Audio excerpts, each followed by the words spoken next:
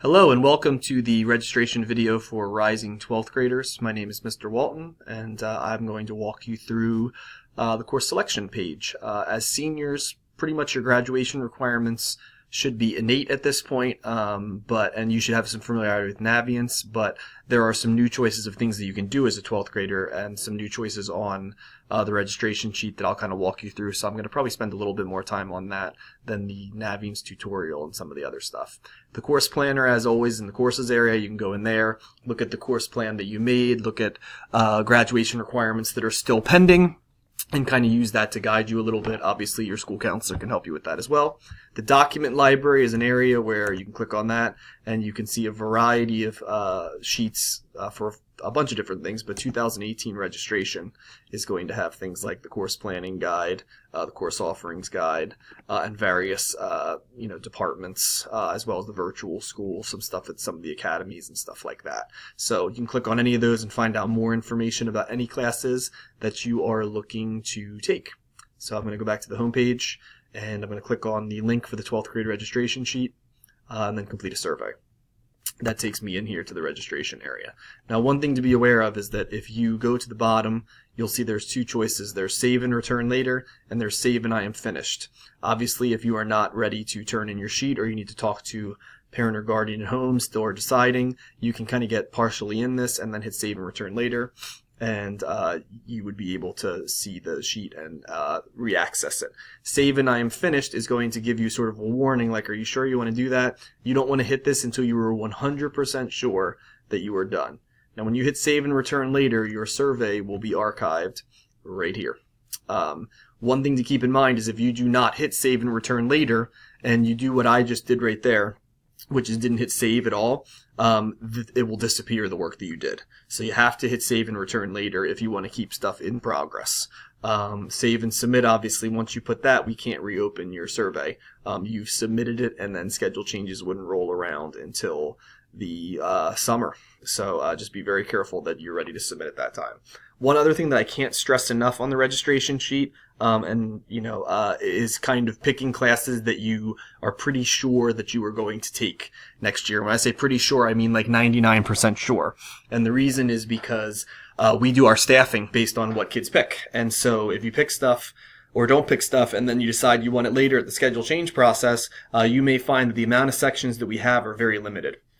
So you may not be able to get into a full class, or you may not have as many sections available as you would like, or certain electives would only run one time and they may run at the same time, so you can't access them. So it's important that you give us numbers that represent what you actually want to take, as opposed to stuff that you will switch into later. So really try to take that seriously. I know there is always the ability to think, well, I'll change my schedule later, and while we try to offer you some opportunities for that, it does cause some challenges when we're meeting with students in terms of the availability of classes. Another thing to be mindful of as you do this is you're going to be picking 8 classes and 2 alternates, even if you plan on doing work study or open campus or being an SSL or anything else. And the reason is because we just want to have some placeholders in there that in case something falls through with your job, or you were going to be an SSL but then you couldn't find a spot, we have 8 classes and 2 alternates in there, and we can sort of project out how many seats we may need in classes. So you will be asked if you have interest in a variety of different things, but you're picking 8 classes and 2 alternates.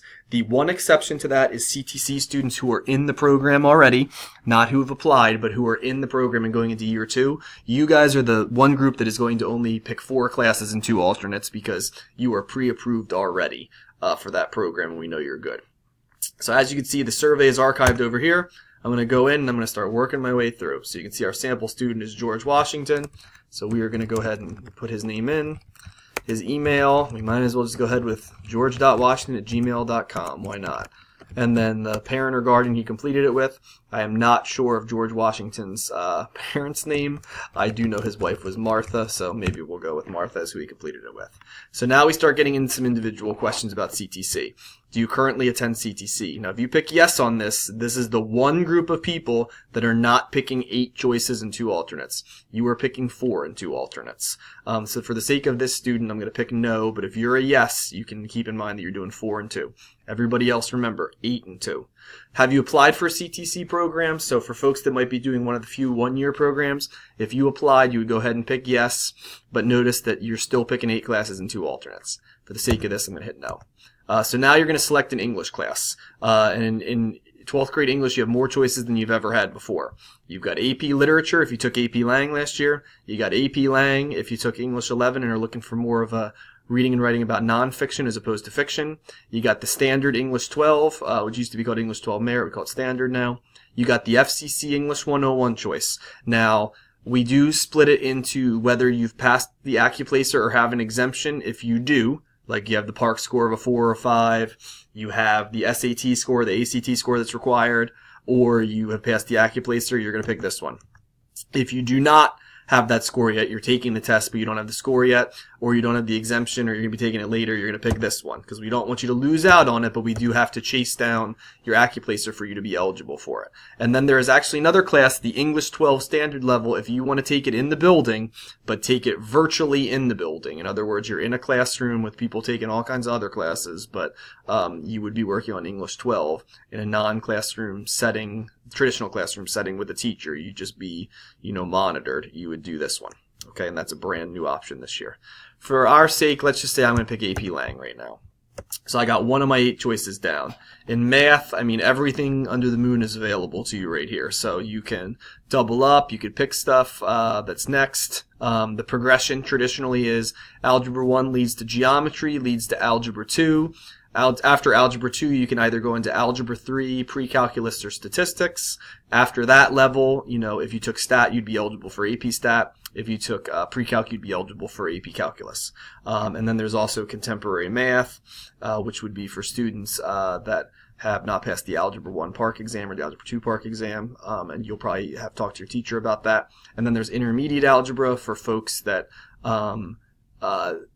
aren't necessarily ready for Algebra 2 after Geometry. You could take a class that's kind of in between to get you ready for it. For the sake of this, let's just say that last year I took Algebra 2, and I am ready to, not quite ready for Pre-Calc, but I am ready for math above that. I'm going to go ahead and pick Algebra 3. Okay, a couple things to keep in mind is the calculuses are full year. So if you pick Calc A and B or A, B, B, C, you're picking 2 choices even though you're clicking 1 button. So, along with the English you picked, if you pick the calcs, you're at choice 2 and 3 here as opposed to just choice 2. If you're doubling up, remember to keep, the choice 2 and 3 here as well. The other thing is, if you're going for the FCC class, 206 Stat, that lines up with our Statistics and Probability Honors class, not with AP Statistics. And so you want to make sure that you know that, and if you can take MA 206 and then take AP Stat, and they're different classes. And in order to be eligible for 206, you have to have met the exemption for math, which can be through a Park score of 4 or 5 on the Algebra 2 exam. You can do it through having A or B in Algebra 2 or above math class in your junior year. So if you took Algebra 2 or a class above that in your junior year and you got an A or a B on it, you'd be eligible to take it. SAT score of 520 or above, 530 or above, or just taking the AccuPlacer and passing the math section.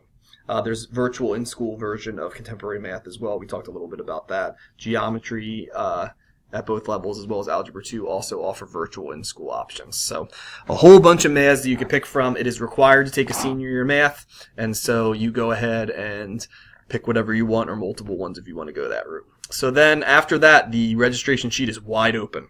If you've got other graduation requirements, like you still need your 3rd science or your 3rd social studies, you're going to go into academic electives and you're going to pick it from here.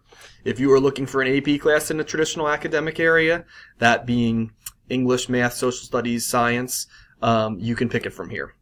You can see there's a variety of stuff. There's all of our science classes, a bunch of APs in the social studies area, some seminar classes in the senior area as well. We will be sort of organizing this a little bit, so local history is going to go back up with the social studies classes, and the APs will be bundled together, so it will look a little prettier by the time you see it, but you can kind of get an idea what it looks like right now. Keep in mind that some of the classes you pick do count as 2 choices. Things that would count as 2 choices if you pick them would be the full year version of AP US. There's a semesterized version, but there's a full year as well. Remember to count that as 2.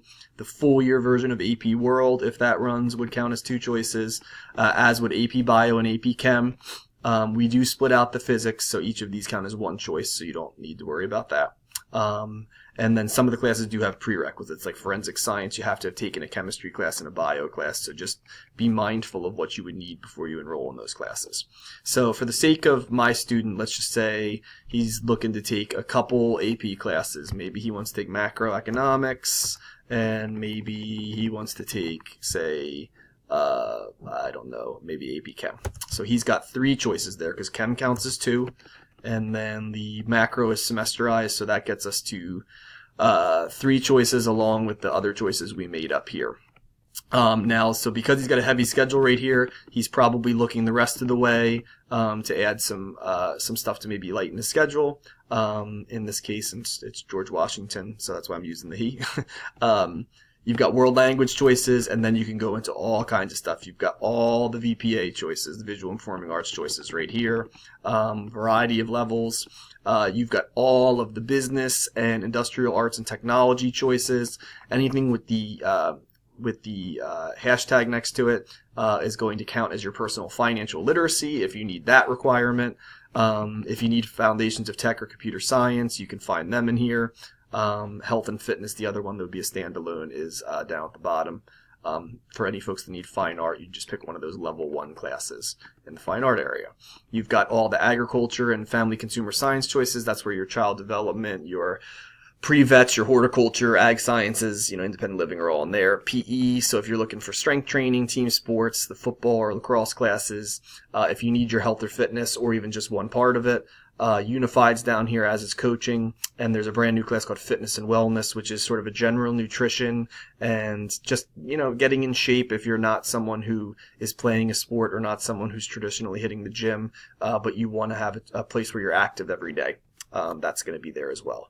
So I have 3 choices left, so maybe I'm going to freelance all over the place. So maybe I'm going to take website development as one of my choices, and maybe I've always had an interest in, PE. Maybe George Washington's looking to get in a little bit better shape, so maybe fitness and wellness, there. And then maybe he hasn't taken his fine art credit yet, so what could work? Well, I kind of like the idea of maybe intro to theater, because he's going to have to give a lot of speeches, so maybe he's going to go enter the theater. So that would meet that requirement. So we've got 8 choices right there, and we do need to pick 2 alternates. So we're going to write the number and just make sure that in writing the number, we're writing it accurately, because if it is inaccurate, you might end up with a class you never in a million years would have imagined you would pick, but because the number lines up with a different class, you get it. Or if the class is wrong, it will skip right over your first alternate into your second alternate. So for my case, maybe he's looking at horticulture 491030 as his first choice. And maybe for his second choice, he's taken, say, 3 years of French, and he decides, you know what, I might as well go to the 4th one if something's not available. 264001. Come down here. We know we're going to do it right. 264001. Almost typed that wrong, but got it. And now here's all the yes/no questions. So if you're interested in doing an internship, you can pick yes or no. I'm going to say no. If you're interested in doing an SSL next year, yes or no. You'll be called into a meeting. That's a yes. And so remember, you're still picking aid or 2, and then the SSL will come off later. I'm interested in aid position. That is only for guidance and for the main office. You can pick yes or no, but those positions go pretty quickly. And we do have, at least in the guidance office, we have a screening process. AP's office does as well. So maybe you're interested, yay or nay. In this student's case, we're going to say no. I'm interested in a virtual school class. Pretty self-explanatory. That's the ones that's above and beyond the 8 in the building. No. I'm planning on taking FCC courses outside the building. So not the dual enrollment ones here, other ones that don't count for high school credit, or they count for high school credit but are not offered in our building. So maybe he wants to find out more information. If you're going to be partial IB, you're going to click this so that we know to assign you the partial IB sheet. I say no, and then this is I've affirmed and reviewed that I've picked 8 choices and 2 alternates. I'm going to hit yes, remembering I can save and return later. I'm going to hit that, but in my case, I'm going to say, okay, I've already done it. I am ready to go. Save and I'm finished. This is the last check just to save you from yourself if you made a mistake. You're going to hit okay, and then you are done your registration sheet and you have picked your classes.